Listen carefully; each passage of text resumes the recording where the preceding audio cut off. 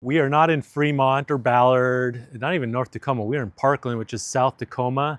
These are very nice, well-built triplexes on this side. There's 2 of them here, and there's 2 fourplexes across the street. But come on in and take a tour. These are all 2-bed, 2.5 bath, townhome style. And we did a pre-look around. The quality is actually really nice.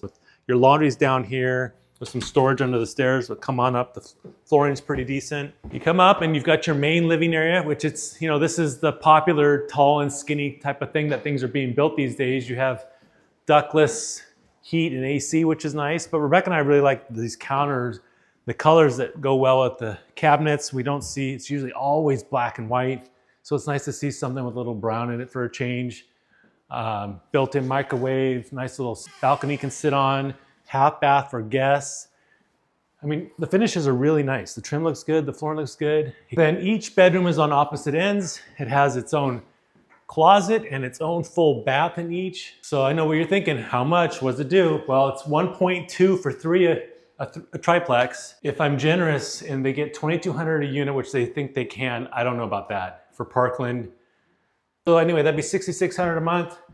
Times 12, you're looking at almost like 80,000. And again, if I'm super generous, you self-manage, no vacancy, hardly any maintenance or repairs, anything, maybe 25% operating expenses, you might be looking at 60,000 NOI.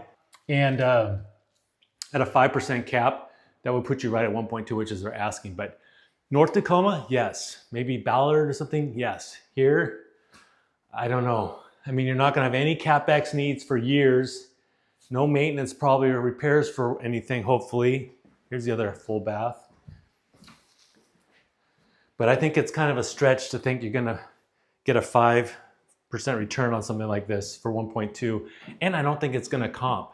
Rebecca and I toured a triplex maybe a year or so ago that wanted 1.2 and we watched it and it went down to like $1 million, then 900, and still never sold.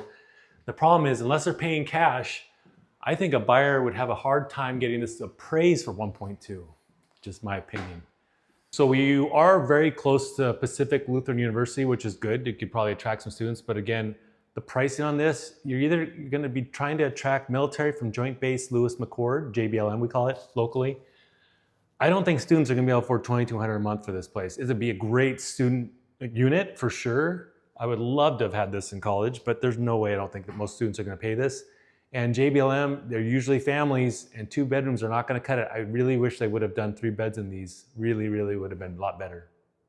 If you're not very familiar with Parkland or familiar with the area, we got busy C Street right here, but the even busier Pacific Ave.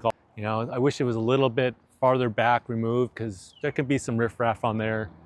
And it's just busy and there's noise, and you can see the neighbors down the street are not that great. This is definitely the nicest property probably within a couple square miles, would be my guess. And you really don't want to be the best thing always in the neighborhood. You kind of want to be in the middle or get the dog and then bring it up to competitive properties. But it's really nice. They're really nice properties. I would love to own something like this, actually. So again, being generous on kind of the operating expense ratio, you're really not going to have a lot of landscaping. Hopefully some new, younger bushes that are being installed, bark. And you go back here, there's no lawn, right? You're not gonna need paint for 10 plus years, one would think.